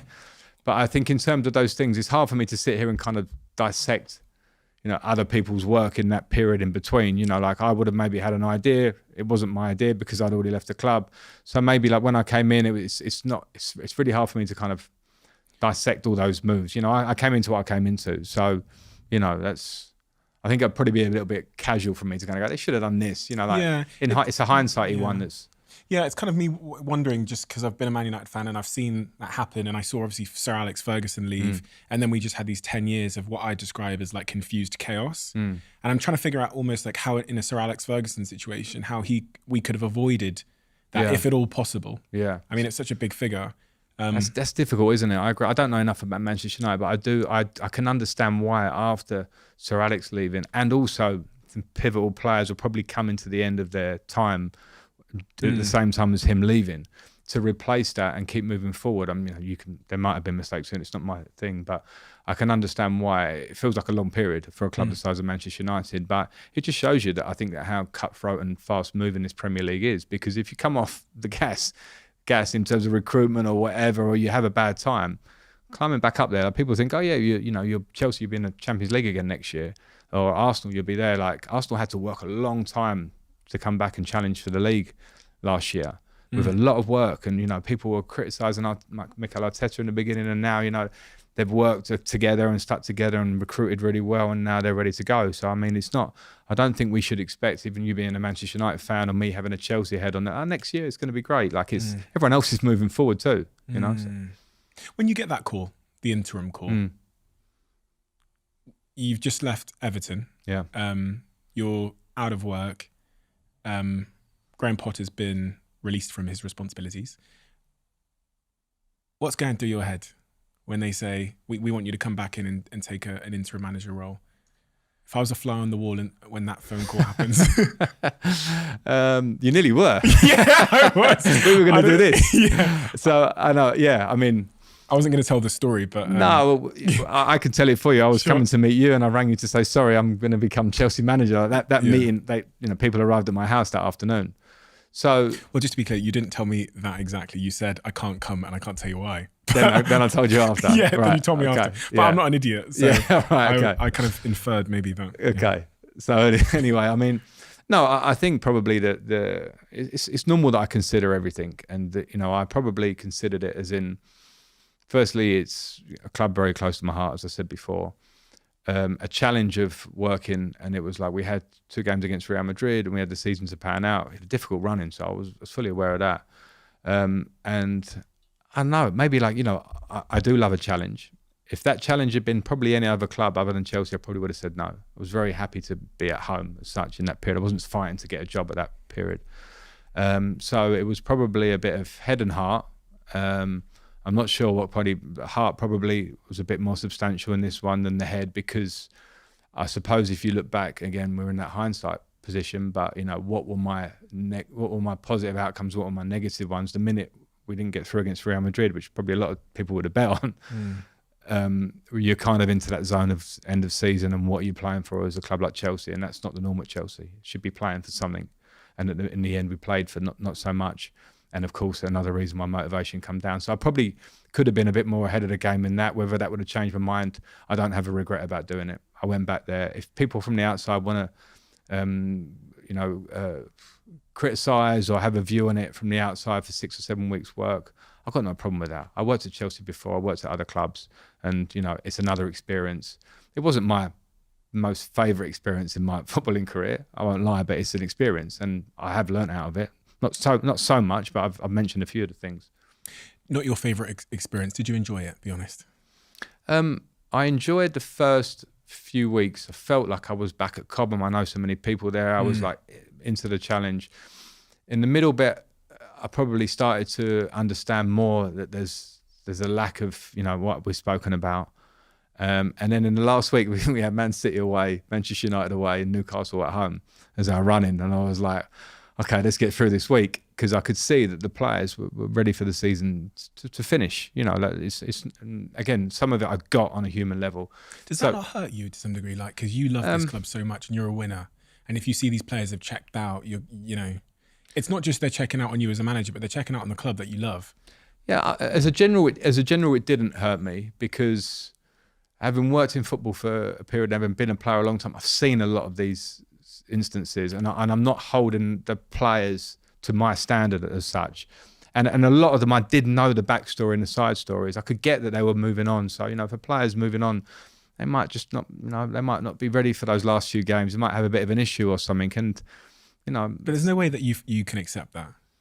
There's no way that... but is it, well, put it this way. I don't want to come here and shout too much, because in a short period, it's hard for me to make too many statements. What I will say is that I think I understood the role of being interim, and I understood that probably there was not much.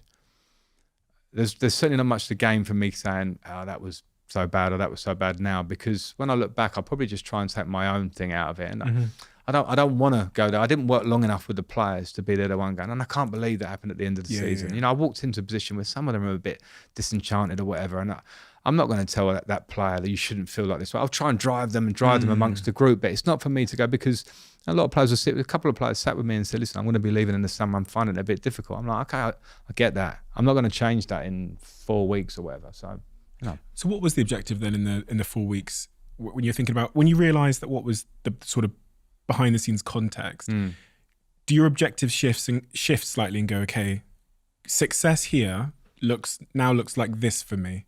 Yeah, in reality, and I didn't get that because it would be results, because everyone would judge me on results. So in terms of me, it would be success here to have got better results in that period of time and come through there working at a high level club again. It's extreme pressures, it's the media, it's the players, it's everything is trying to get results in games. And in some games we competed against Real Madrid, we competed against Manchester City, we competed, but that wasn't to be. But that was my version of success. But football is not that simple. So many journalists ask you after if you kind of like regretted taking the job, and your answer's always been like, no, because I've learned a lot. It's your club, it's Chelsea. However, had you known the context, and this is only something we can know in hindsight, we can't know it in foresight. If there was some magic genie that could have shown you the context, the behind the scenes, the dynamics, the 32 players, the culture, honestly, do you think you would have made a different decision? Because I think I would have. Yeah. But we don't have hindsight, obviously. It's a magical thing that... Yeah, but I think probably, and you might think I'm wrong for saying this, but you would probably be taking some emotion out of it from my point, and also just how I am about the challenge of going into that. So if you say, all right, all the context is here, Frank, but you're not going to know what the results are yet, but here's all the context. This player is disenchanted. I kind of knew that. This is how it's working. I would be like, okay, this is what I've got to work with. Can I get results? And whether I was misguided in my own thoughts, I probably would have gone, yeah, I will do that. If I've got to be honest, it's too easy for me to say I wouldn't have done it for that. And nobody gave me that, what you said. If we had that in an ideal world, I understand what you're saying. And again, that's why people might look at it. I generally don't have a problem with, someone. I would possibly have a view from the outside on someone doing what I did. I don't think it's changed the world. I think I played for 13 years at Chelsea. I coached them before in the Champions League for 2 years on the trot. I don't think that whether people want to have a view on me, I don't worry about that. I went back for that challenge at that period, and we didn't get the results I wanted. I know a lot of the reasons why. I'll take the responsibility for my reasons why. And that was it. I don't have a big issue with it. It's like, because it's Chelsea, it's so topical. You manage Chelsea, one of the biggest clubs in the world, and it's one of the clubs that takes so much, especially in the Roman Abramovich years, so much interest because there's a turnover. You lose 1 or 2 games, and it's like, oh, what's happening here. So, you know, it's I'm big enough and strong enough to handle that stuff. So you would have, having seen the context, you would have backed yourself regardless. I don't know, regardless. That sounds like I'm thinking I'm some Superman that turned out not to be Superman. No, Do you know what I mean? I don't know. You're asking me. It's so hypothetical. The season ends eventually. Relieved in any way? How do you feel when it ends? The last, as I said, the last couple of weeks were quite tough because it was seeing out a season. That's not for someone like me and for a club like Chelsea. Like, it's not a nice place to be. You know, I want to challenge for things, and that's not nice. So relief, probably, yeah, because I knew it would end, and it ended, and it wasn't that nice a time. Time to have holidays that I'd planned before, yeah, for sure. And time to reflect. And I haven't got a huge amount of reflections on it. You know, a lot of people have, but I haven't. I've got more reflections on the year at Everton and 18 months at Chelsea before and Derby. This period was so abstract in a way for me. That interim role was so different that I can't put it into a context of like, oh, I wish I'd gone on a meeting on day one. If I'd have done a meeting about culture, I think it would have changed. Like, it wouldn't have changed, you know. If my tactics were slightly different in that game, I don't believe it would have changed. And me, overthinker, would definitely think that if it was there. So, you know, I might be right or wrong, but so relief and a feeling of like, I wish that had gone better, you know, like that's human nature. You know, I wanted it to be better because I'm a Chelsea person, you know. The Chelsea fans were fantastic with me. Like, in this modern world, I'm not saying flick online, you'll find everyone fantastic, but in terms of Stamford Bridge, I think there's an understanding at the moment that the club's not where it wants to be. And Chelsea fans are actually pretty good with that. There's some other clubs that would be, like, we lost at home to Brentford 2-0, and like there'll be some clubs that would be fans that would be a bit more vocal. They were actually pretty good. I think, you know, they're waiting to see something better this year. But they've also, Chelsea fans watched the team in the second division in the 80s and seen some struggles over the years, you know, the older fan. And so I do think that the success that they've enjoyed as a club for these 20 years or so, there's a real appreciation of it. And, you know, they don't want it to go on forever, but I do think they understand it's a difficult moment. I certainly felt that at Stamford Bridge. Yeah, they were super. They were chanting your name even at Old Trafford when I was there. Yeah. Even though the score line wasn't great. And I actually do think that the Chelsea fans have understood that the new ownership, what you said, to their intentions are good. Yeah. And I think they can respect. They've bought really good players. There's a transitional moment, but I think they will appreciate that. All of that stuff, all of that noise online, Christine, you, family, you mentioned scrolling online. How does one keep those two worlds apart so that you can focus on your job without letting the outside world in too much? Have you got a strategy? What's your... I don't scroll too much. You don't scroll? No. Do you scroll at all? Very, very occasionally. Do you have the apps? The social networking apps and stuff? I have Instagram. Right, okay. Yeah.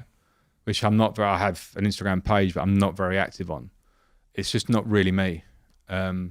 So I don't really scroll. I scroll for like nosiness, you know, what's everyone up to, and, you know, a few friends and stuff or whatever. But I don't actively do it because I'd say I don't have the time to do it in terms of myself. It's just not something I appreciate. Anyone else wants to show themselves, you know, sunbathing or in the gym, like that's their prerogative. I've got no problem with that. It's for me, it's just not something I do. And then that's a nice line. I'm quite a boxer in my life. When I say that, I mean I box off things, and when I want to box off, I don't want to hear that you know what some fan in so and so is going to say about me here and flick on the comments from a Chelsea post. I would just flick by that. I try and stay aware of media because I think I do press conferences every 4 days. You have to understand what the tone is of what maybe people are writing about you, or, you know, the journalists. How do you do that? Have you got like someone that comes and briefs you in the morning? Yeah. And they tell you what you need to know? Yeah. Okay. Yeah. Yes. And I would tap into it a bit in the week, whether I'm flicking on certain websites through the week. And I wouldn't obviously go in, as I say, into the story, into the comments. I would kind of go into, because you've got to be across things. I would do that. But I think it's very unhealthy to scroll. Like I found that as a player, my playing career missed out the social media. It came in towards the end, and I'm so thankful that it did. We used to just have the newspapers giving us like 3 out of 10 when we played for England and we got knocked out of the World Cup. Right. And that was hard. It was like looking at the paper to see what they gave you. And that was a version of that. And then the social media, so I don't envy the modern player.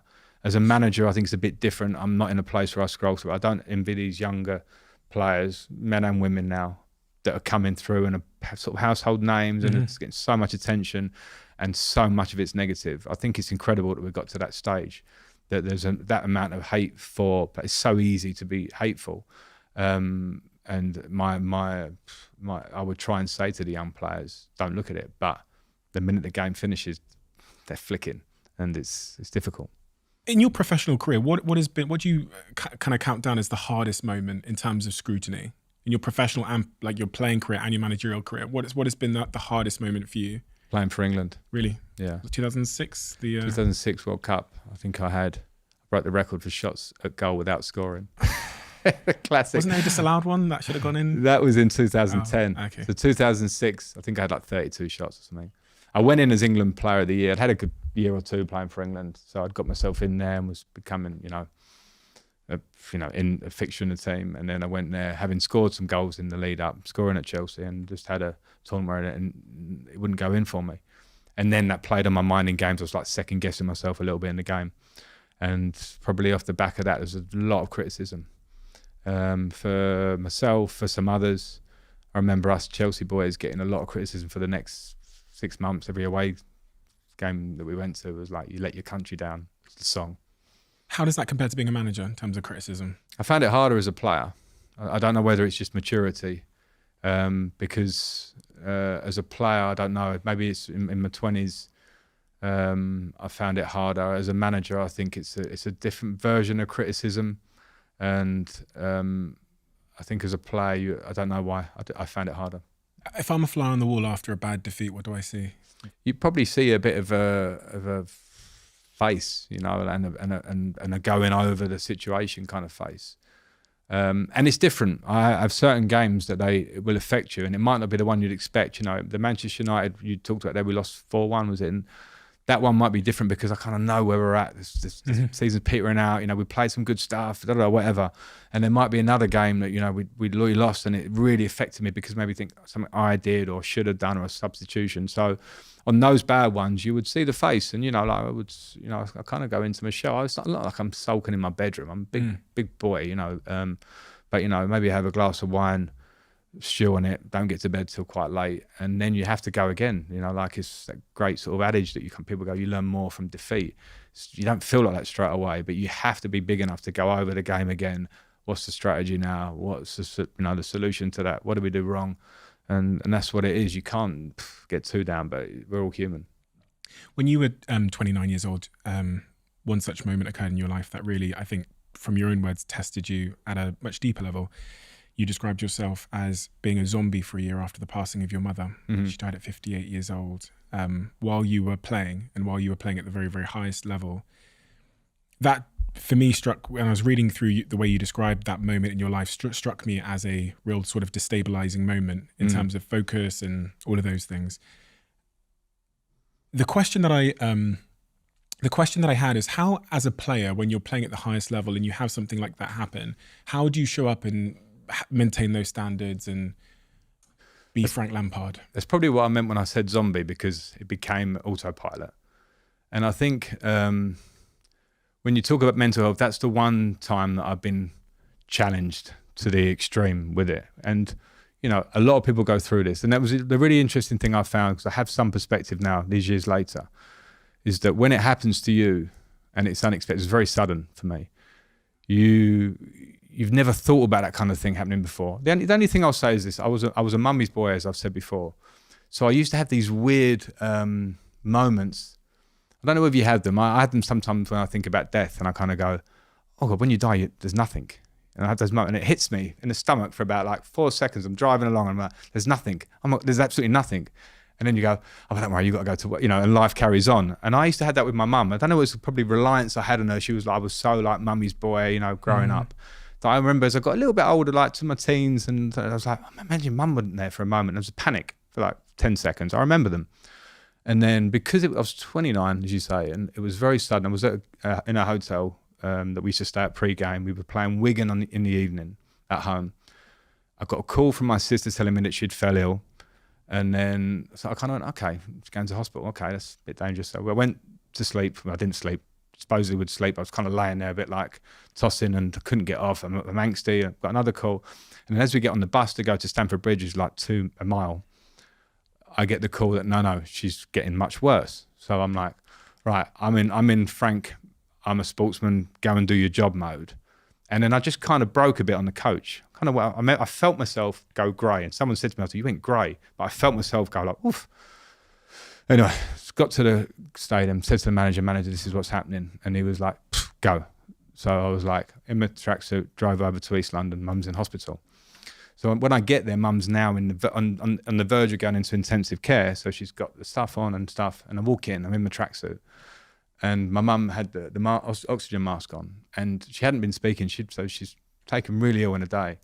And she lifted a mask and said to me, "What are you doing here?" So I'm in my Chelsea tracksuit.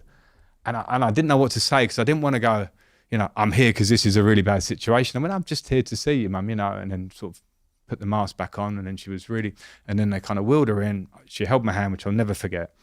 And then she went in and was put into intensive care. So that was a 1 week process of my mum in intensive care. So she started to get better. And then a few of the family were kind of getting, not excited about it, but it was like, that's progress. Mum's out. She'd been on every machine possible. And I'm still having to think about going into work. I can't remember if I trained in that period. I can't remember that week. That's like a blur. I just remember being at home a lot, really, in a bad way. And then we had Champions League games coming up against Liverpool. I played one away. I came back. Mum was getting a bit better. And then we got the phone call that she'd passed away. She'd had a brain hemorrhage. So just as she was getting better, everyone was excited. She passed away there and then. So it was like the biggest devastation. I can't explain. And as I say, years later, I realised that this happens to so many other people. And when you're a young man who hadn't really lost anyone, you don't have that real feeling of what that is.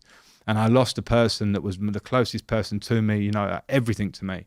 And I'll never forget the feeling in my stomach. If I talk about it, I get it instantly again. I lost, what was my best friend, the person that had given me all that kind of emotional stuff I'd spoken about, the warmth, and the sudden feeling that someone's not going to be with you. Like, it doesn't compare to anything when you're that close. So in terms of work after that, probably some of it, if I look back, I probably go, maybe I should have just come out of it. Like, life is bigger than that. But it was like probably a tiny coping mechanism for me. We played a game against Liverpool, the second leg, and I scored a penalty. We won the game. Now we're getting sent to the Champions League final. And I remember sitting in the dressing room afterwards, and I had this almighty sense of fatigue and body and mental fatigue. And I went home and sort of opened a beer, and I couldn't even drink it. And I went to bed, and it's like everything came out of me then of like a week or two of full blast of this pain. It's this complete pain. And then you lose your best friend and the person that I've still got a number in my phone, and I've still got a couple of voice note things. We were never a big family for videos and stuff, and I wish we were. The only thing I have is my mum's sister is Sandra Redknapp, Harry Redknapp's wife. And every time I speak to Sandra, I hear my mum. They look very similar. They sound very similar. And it's like, in the first period, it was painful. Now it's kind of nice, because that's a memory for me. But it's the feeling of grief, it catches up on me now and again many years later. I think I probably had a year, I was sort of single. I was like probably drinking a little bit. I was playing fantastic football. I had a really good year of football. It was weird. And then I met Christine, and thank God Christine came along around that time, because I was a little bit, not right in that period. So it was a really, obviously, anybody who loses someone so close to them, but she was so big in my life and was such a balance in my life. And then, that sudden thing is just terrible. Did you process that? Because it sounds like, because you had football commitments back to back to back, that there wasn't really an opportunity to like sit and... Yeah. I don't know. I mean, I've been through the experience, and that zombie thing I talk about is like, I couldn't comprehend it. I felt empty and weak, but I had a job to do, and the job was so secondary. I certainly wasn't trying to be a hero. I just didn't know I think if I'd have laid around all day, I would have really taken more of a hit. It was almost like getting up and going to work in that period and having something to aim for was just almost like, that's what I should do. And then I definitely took the hit later on for that. I definitely took a kind of deferred moments of grief, and I talk about them, like I say there. It could be anything that would be a couple of glasses of wine and something said at a dinner table, a moment of someone else, and I feel bad about this, talking about their mother or something, and they're talking glowingly about their mother, and you kind of get hit, or another parents' birthday, like crazy things I've got no right to be upset about, if you know what I mean, but it just hits me, and you kind of, and I, that sort of get on with it, like hard nose, get on with it, son, kind of feel, which has stuck with me. There was the one time I remember being absolutely broken and tested on that, because I had no, and I got some anger as well. I remember having road rage a couple of times, literally the few days after I pulled out on my drive. And it was a Chelsea game, so I wasn't playing it because of what's happened, but I was at home and I was driving to go and see my sister or something. Someone sort of drove across me, and I got out of the car, and I went for them, and it was a Chelsea fan. He went, "Frank, calm down." I was like, "Yeah, sorry." And I had these moments of anger in a period afterwards, which would just come out of me out of nowhere. And I wouldn't say that they've stuck with me from now, but it definitely changed me as a person. I don't know how to explain it, but it definitely made me have a different take on things and be a bit more, I don't know if ruthless is the word, but more, you know, that thing about kind of like cutting out some people that were in your life that you maybe would have got on with. I just kind of took a little bit more of a direct approach in my life after that, amongst some serious moments of grief within it. You know, it was just a tough time. The only benefit, it sounds really warped. I said this to someone the other day.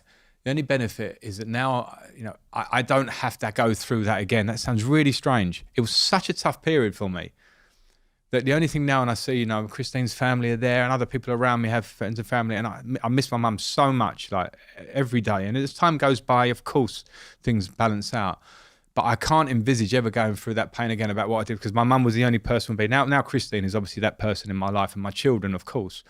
But in terms of what she meant to me at that time, the only thing that is like, I can go, that is so painful, I really couldn't go through that again now. It's a weird way of looking at it, and I hope that doesn't sound strange. It's just, processing it was too difficult, and it's almost like it was almost like a dream. My life was never supposed to be like that in my head. You know, my mum was 58, and I felt like she was quite old. And now I start doing the maths, I'm 44. You know, like, and you kind of go, it wasn't old. You know, like I was 29, and mum felt a bit older at a point. Now it's like she should be mid-70s now.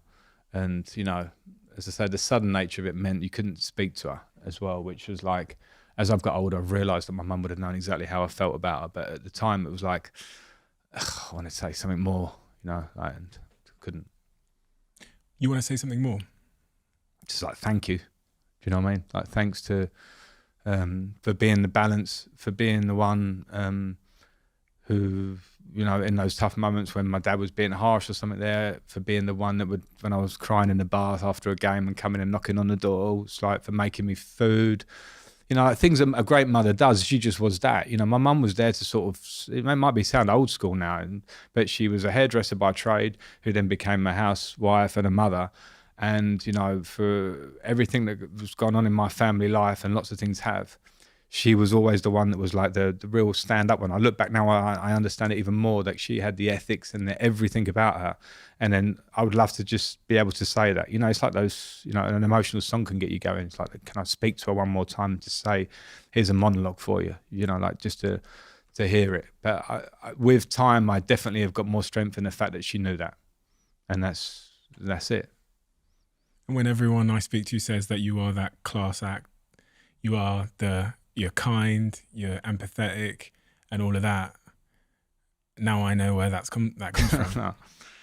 No, I don't know. Listen, I knew you were going to ask me this, because I've seen you. You know, it wouldn't. You know, it's part of my story, and I didn't want to cry. I'm surprised I haven't, but because I've cried probably enough at different times. But it's almost something like, it is strangely therapeutic to speak about it. And this is very public, and that's not normally how I am. I'm very private. Our lives with Christian are very private. It's how we like to live.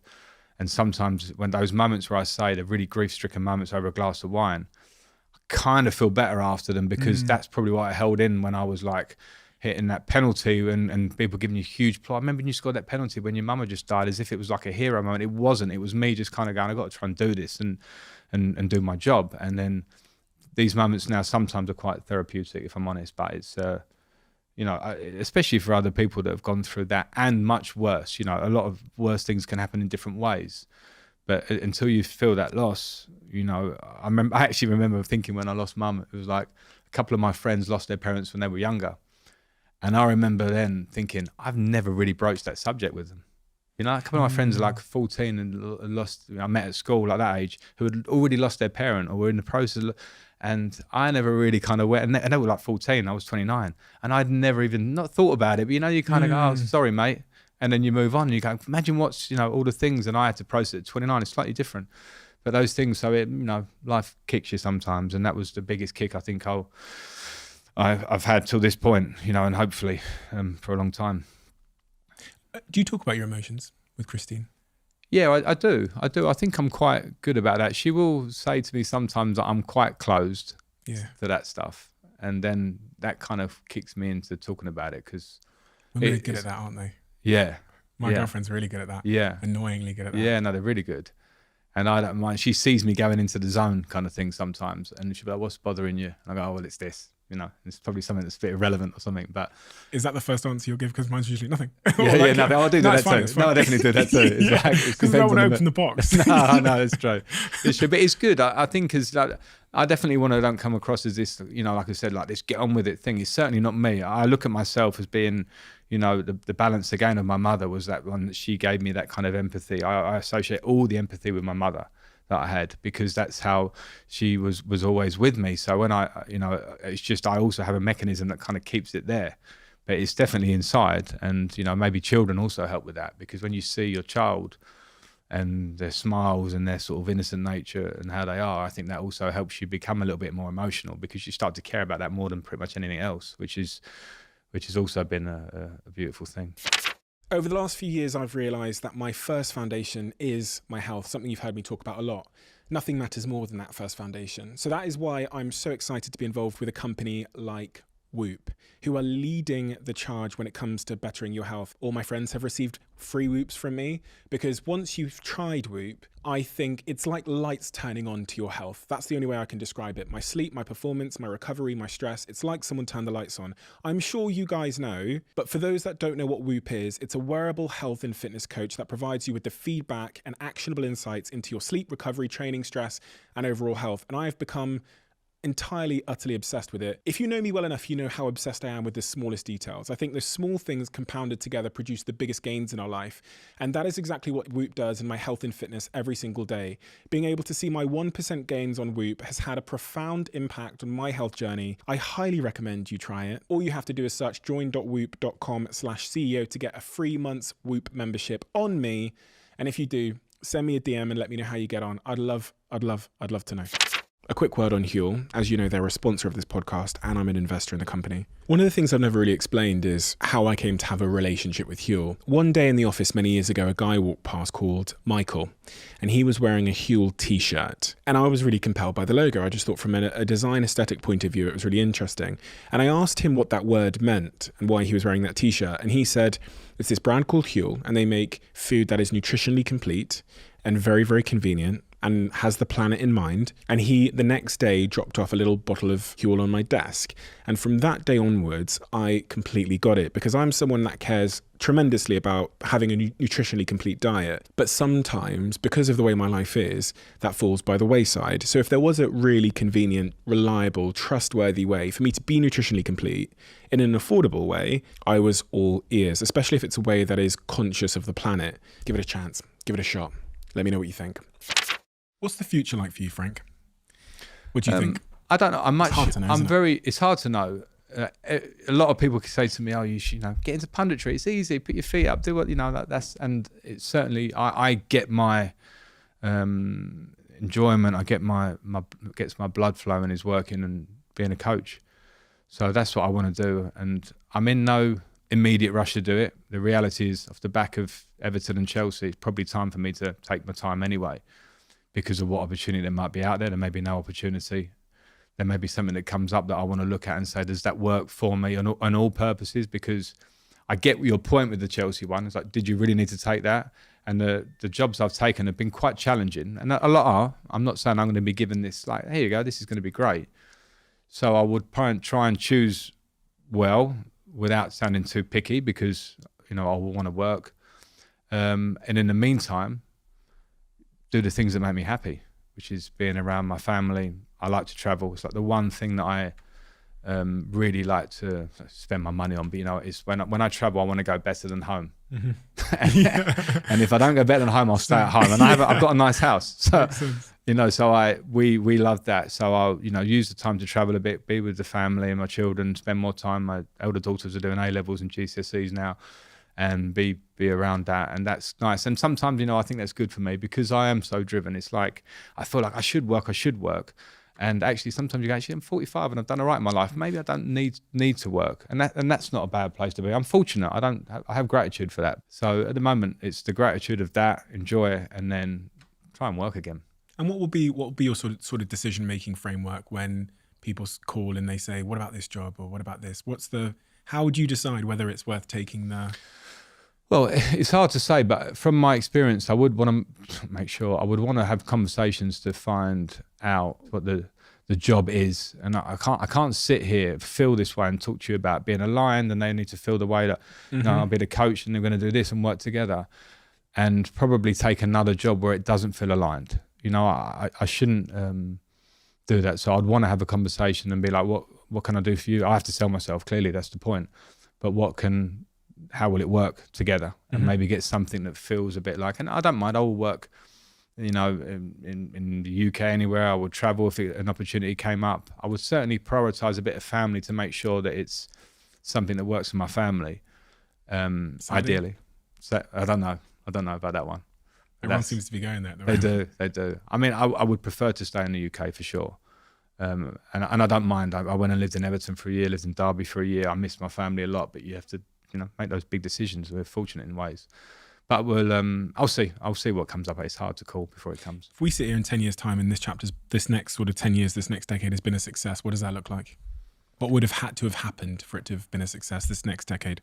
Well, 55-year-old Frank and me. 55. Well, I'm here, so that's good. At 55, I think obviously the family to be well and healthy. You understand that more when you hit. For me, it was hitting probably 40, health and understanding. Maybe you check yourself more on those things and lifestyle, and then to be hopefully have managed and had success coaching. That's what I want to do. I can't see what that looks like, but I would love to be able to show myself consistently in a job, what I can do. I haven't had that opportunity yet, for whether that was me or whatever the circumstances have been, but to do that. So I'm very determined to do it. I'm good like that. I'm determined and I like to work. Like anyone who knows me will know that. Like regardless of what my career has been, if you put it in front of me, I'll tackle it head on. And then, I'm always trying to improve. So hopefully in 10 years I can show you that. There's got to be a part of you that wants to go back to Chelsea someday. Knowing, if I know you the way I know you, there's got to be a part of you inside you that's like, one day I'll go back. It's funny, like you talk about, should you have taken that job? I reckon if you'd have asked me that before going back, I might have said no, as in, not like I don't want to go back to Chelsea, but I would have certainly seen myself, no, like that's chapter's done as a coach. But now I've been back, I would think about it even more. And it's strange. And I think, the fact that the ownership has changed at Chelsea and it's gone in a different direction, I think it can be a really positive thing for the club. I think people might not see that now, but I think it really can. But obviously I have a lot to do to be part of that ever. But like I don't, you have to make a clear decision. When I played 13 years for Chelsea, I said I'd never play anywhere else. I ended up playing at Man City. Some people criticise me for that. It's fine. I didn't expect it, but Man City was an amazing experience. I went to New York City. It was an amazing experience. When you become a manager, you can't say, I'm going to be Chelsea manager, I'm going to be this. You have to take the journey, because those are the rules for all of us. You can be, a success for a moment at Everton, everyone goes, well done, you stayed up, and then next job, what is it? And I have respect for so many big clubs that, there are certain clubs I wouldn't manage. I'm not going to declare them because that just sounds like cheap. But I think it's important. I respect my time at Chelsea as a player and what the club means to me. But I don't see it as the be-all and end-all. But as I say, having been back there, it did relight a fire. I left Chelsea in COVID as a manager. So I didn't have any fans my last period. So I kind of walked out like a little bit through the back door, in a sense. And this time it felt different. And that wasn't a great period. But it is still a huge club for me, so maybe. I'm really excited to watch what happens next. Thank you. You did a great job at Derby. Obviously, then you got Chelsea into the Champions League. I think finished 4th that season. Under a transfer ban, and then you kept Everton up on the last day of the season, which again most people had kind of counted Everton out. So obviously there was that interim period. It's funny because I'm going to be honest. So when we were meant to have this podcast last time, then you called me and said, "Listen, I can't come, can't tell you why." and I kind of put 2 and 2 together and figured it was the job. I looked at that and thought, look, I don't know, at Chelsea at 11th or 12th at the moment, like what's the worst that can happen really? What I didn't know is the back context. So if I was in your shoes, in hindsight, and we don't have hindsight in the moment, I would have not taken the job if I was in that situation. But in foresight, I definitely would have. 100%. Yeah. For all the reasons you said. If Manchester United called me now, I'd take the job. Yeah. And I have no experience. Yeah. But I think I'm really excited to see what we see next from you in your sort of managerial career, because I mean, the experience you've had, warts and all, is worth a ton. Yeah. You know? Yeah. At all different levels, all different phases, transitional, relegation battles, all of that is worth more than a lot of successes are worth. And you've had that in a short window of time. So really, really excited about your next chapter whenever it comes. Thank you. Is there anything at all you would say to Chelsea fans that are watching this now that are that would love to, you know, Chelsea fans will be listening to this because they want to get your opinion on what's just happened, but they probably want to get your opinion on like what you think the future looks like, I guess. And also, I think a lot of them do want to like check in on you, because since you've left, we've not really heard from you in such context. Yeah, and I've enjoyed that. I've enjoyed not speaking. It's been nice. No, I think for Chelsea fans, I would say that in terms of what do I think is next, I listened to Pochettino spoke yesterday. It was his first press conference, and he spoke very well, and he spoke about bringing a unity at the training ground and a family feel, and then winning, which is Chelsea DNA. So I think they've got a really good manager in charge, and I think the players will definitely develop with their, you know, as they develop naturally. They're good players, young players. There has to be some patience in putting that together, because I think that has to be clear. And the owners have a big intention. So I think as things settle, it may not be straight away, but I think that there's a really positive future for the club. And I was in it, and it was tough, but you know, I know how quickly things can change if you get the strategy right. In terms of me, I'm absolutely fine, and I'd certainly appreciate the support I had from, as I say, a lot of fans that would, you know, contact me or be at Stamford Bridge. And for anybody that was on the other side of that, was like, why is Frank back in the job? I think maybe I've explained some of my part in it today and some of the challenges. I'll always take responsibility. I wouldn't walk back into that challenge without sort of saying, this might not go right, and what's my responsibility? So, but Chelsea's always a huge club. And as I say, I never went back to Chelsea until 3 days before I went and took the interim job manager, and I went to the Liverpool game and ended up having a conversation. And it was a difficult period for me for some reason. I left in COVID, as I say, and I moved on to Everton. And it reignited that kind of feeling being back at Stamford Bridge, I have to say. Not that I lost it, it just reignited it. And, you know, so to Chelsea fans, I don't know, I'm fine. I'm fine. I appreciate their support, even my playing career. It's nice when you finish playing, because your playing career is there, and I can look back on it with a lot of pleasure for a lot of the good moments. When you're in it, it's like, what's next? And you're sort of like always challenging yourself. When you finish, you kind of go, yeah, you know, that was good. That was all right. There was a lot of good stuff. So they were good times, and I was very thankful to be part of a great club, and we'll see. You gave Mason Mount his start. Yes, I think he's a great signing for your... Yeah, that's what I was going to say. Thank you for that. He's fantastic. Why is he leaving Chelsea? He's born and bred, isn't he? Yeah, I think it's a complicated one, and in the end, I think he's got a year left on his contract.